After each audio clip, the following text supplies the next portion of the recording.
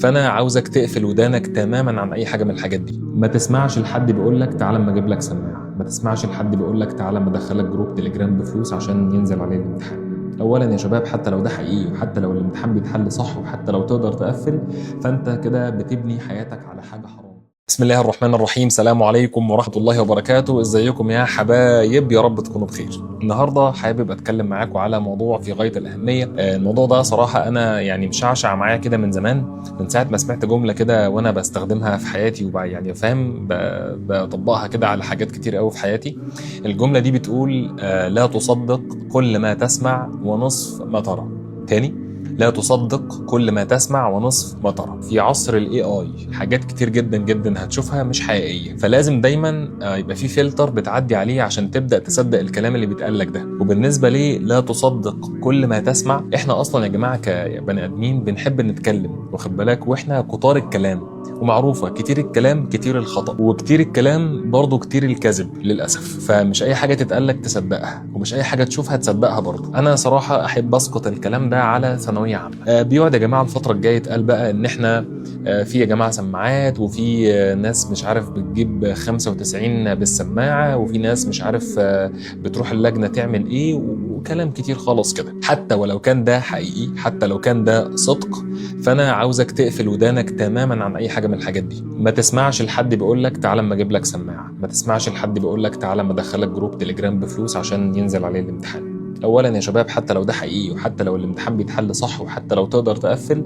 فانت كده بتبني حياتك على حاجه حرام. بتبدا حياتك اصلا حرام. انت يعتبر حياتك هتبدا العمليه هتبدا من فتره الكليه، فانت اصلا السلمه اللي هتاخدها لبدايه حياتك عشان تبدا تقول بسم الله يا رب وفقني هتبقى سلمه حرام. فبسم الله الرحمن الرحيم، انت بادئ حياتك حرام، وما بني على باطل فهو باطل. فما ينفعش لو ده حقيقي اصلا، ما بالك بقى لو مش حقيقي، فانت اتسوحت. الانسان يا جماعه لما حد بيقول له تعالى ريحك بيروح طبعا. لو حد قال لمحمد تعالى كده انا شوف بتكسب كام في السنه وانا هديهم لك وما تشتغلش، يلا بينا.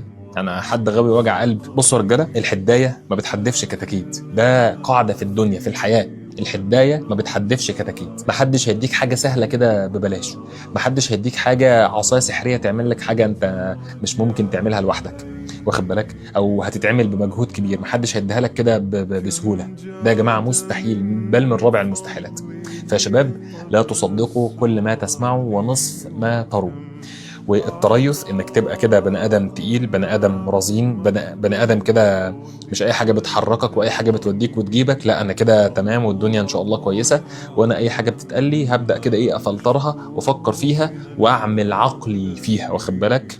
افلا تتفكرون؟ احنا لازم نفكر يا جماعه في كل حاجه بتتقال لنا. فيا شباب، دي حاجه مهمه، وان شاء الله باذن الله هتعرفوا قيمتها لما حتى تكبروا وتخشوا الكليه والعالم ينفتح قدامكم وتسمعوا كلام كتير جدا جدا من كل الناس اللي حواليكم. وبرضه صراحه انا حابب انصحك نصيحه برضه كمان. في اي حاجه في حياتك عاوز تاخد خطوه معينه، لا تصدق كل ما تسمع ونصف ما ترى. نجرب. عارف انت، انا عندي قاعده كده في حياتي، احط نفسي ادبس نفسي. حط نفسك، ارمي نفسك في المعمعه، واخد بالك، بجد ارمي نفسك في المعمعه وشوف، جرب، يمكن تبقى كويس. عارف انت حزلقوم، ما يمكن لما اجرب اطلع بعرف. انا بتكلم بجد. يمكن لما تحط نفسك في المعمعه تلاقي نفسك بتمشي. ده الانسان اصلا. لكن لو سبتني مرتاح انا مش بدون تارجت انت مش هتمشي، مش هتتحرك في حته. فمهم جدا تحدد التارجت بتاعك او الهدف بتاعك، ومهم جدا جدا تدبس نفسك وتزنق نفسك عشان تقدر تنتج وتطلع حاجه كويسه. فعاوز تعمل حاجه حلوه في حياتك، جرب. مثلا انا نفسي اطلع والله من الاوائل على الجمهوريه، بس ما الناس بتقول ده صعب ومش عارف ايه. انا بقى مش عايزك تسمع الناس بتقول دي،